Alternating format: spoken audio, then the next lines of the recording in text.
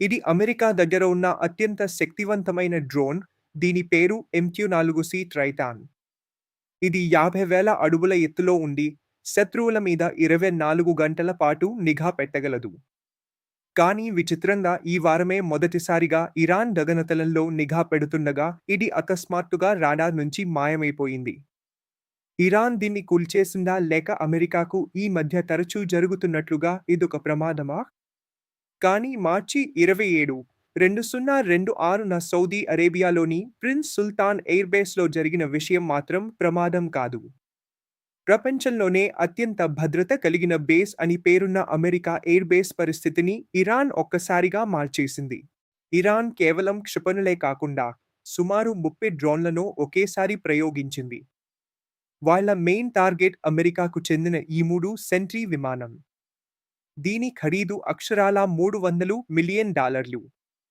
గాల్లో సుమారు 400 కిలోమీటర్ల మేర నిఘా పెట్టి అమెరికాకు ఆధిపత్యాన్ని ఇచ్చే ఈ విమానాన్ని కేవలం $20,000 ఖరీదు చేసే ఒక షాహెద్ డ్రోన్ నాశనం చేసేసింది.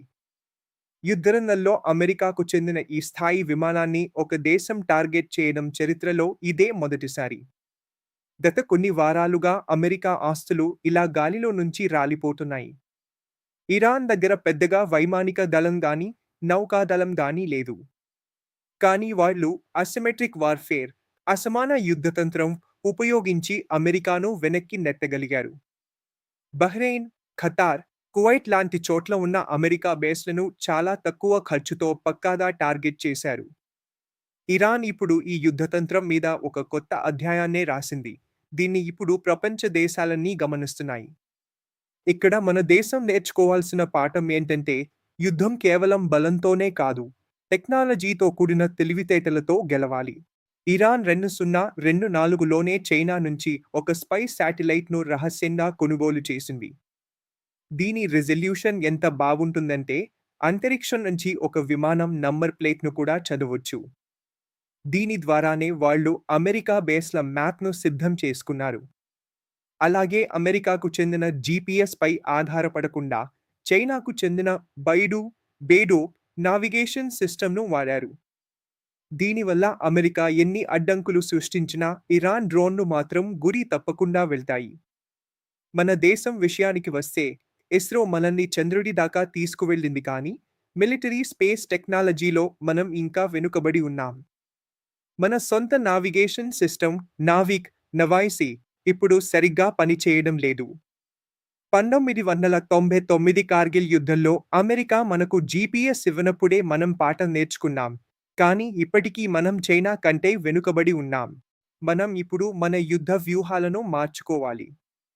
40,000 కోట్ల రూపాయలు పెట్టి భారీ ఎయిర్క్రాఫ్ట్ క్యారియర్లు, 50 నుంచి 70 వరకు కోట్ల ట్యాంకులు కొంటున్నాం.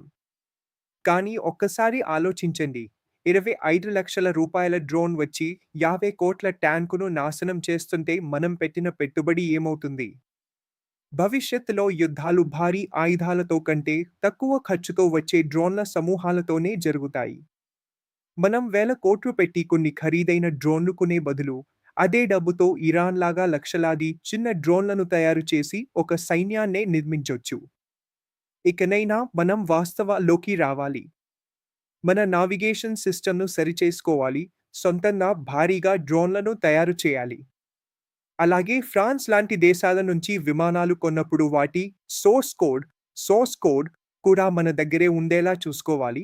లేదంటే అత్యవసర సమయంలో వాళ్ళ మీద ఆధారపడాల్సి వస్తుంది. యుద్ధం స్వరూపం మారిపోయింది. అణుబాంబులు ఉండటం మంచిదే కానీ ఇప్పుడున్న పరిస్థితుల్లో డ్రోన్లు, హైపర్సోనిక్ మిసైల్స్ మరియు సైబర్ దాడులే అసలైన ఆయుధాలు. మనం కూడా ఈ వేగానికి తగ్గట్లుగా మారకపోతే వెనుకబడిపోతాం.